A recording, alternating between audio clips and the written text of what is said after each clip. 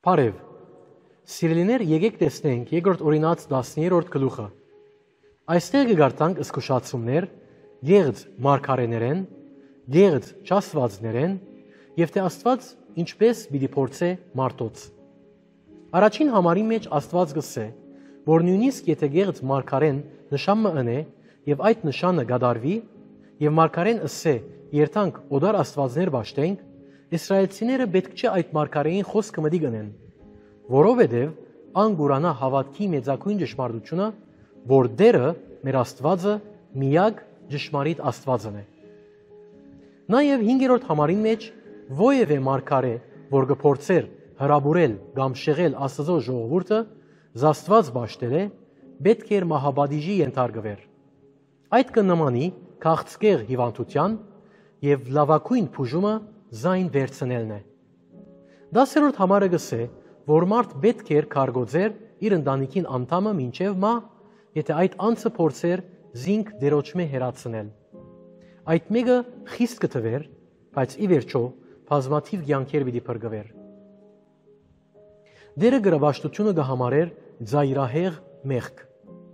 Ակապի եւ Հեզապելի պատմությունը ցույց կտա, թե Աստված ինչպեսի դատաստան բերավ այն ասքին, որովհետև անոնք գրավաշտության մեջ ընկղմած էին։ Օրինակ, գրավաշտության պատճառով էր, որ Հիսուսային թագավորությունը դադարեցավ եւ քերության դարվեցավ։ Եվ այս պատճառով անոնցմե հազարավոր մարդիկ գործընծուցին իրենց կյանքերը։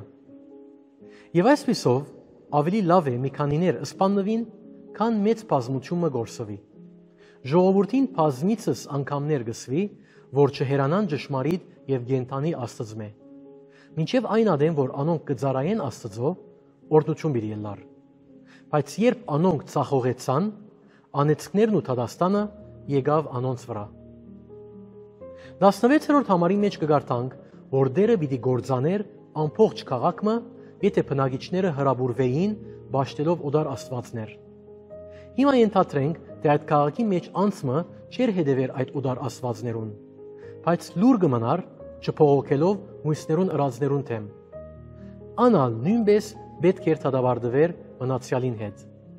Գտեսնեք, շատ մահավատացյալներ կգարձեն, թե լավ բան է լուր մնալը, որոշ հարցերու շուրջ, առանց գեցվածքը առնելու, երբ ճշմարտությունը վտանգի տակ գլա։ Բայց կան բահեր, երբ մենք պետք է գեցվածք ունենանք, եթե նույնիսկ մենք փոքրամասնությունը լանք, մենք պետք է մեր փողոքը բարձրացնենք, երբ սխալ բան մը ըլլա։ Հիմա եկեք անցնենք 14-րդ գլխուն, որ կբարունագե այն սննդականոնը, որ Աստված զրակրած էր իր ժողովրդին համար։ Առաջին համարի մեջ կգարտանք հեթանոսական սովորության մասին, որն է մերելի համար անձը ինքզինք վնասել եւ ջագադը ածիլել։ Աստծո զավակները պետք չէր այդ մեկը ընեին։ Երկրորդ համարը կբացատրե, որ սննդագարքի օրենքները օգտակար էին, որովհետև անոնք դերոջը սուրբ ժողովուրդն են։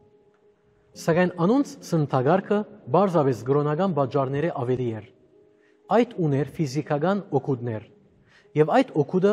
արդյունավետ գտնված է տարերու ընթացքին։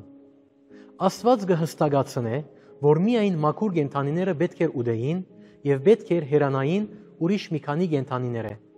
Ուրեմն, ինչպես անոնք գիտնային, թե որն է մաքուր կենդանին, գար երկու միջոց։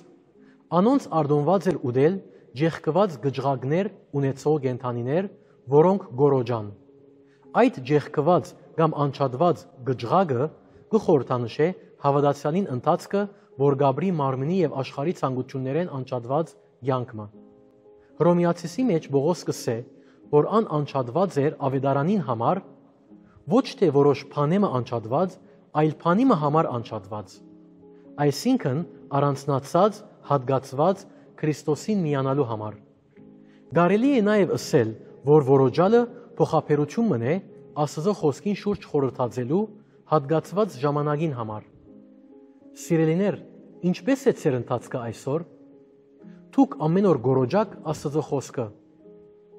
Անցնելով 29-րդ համարին,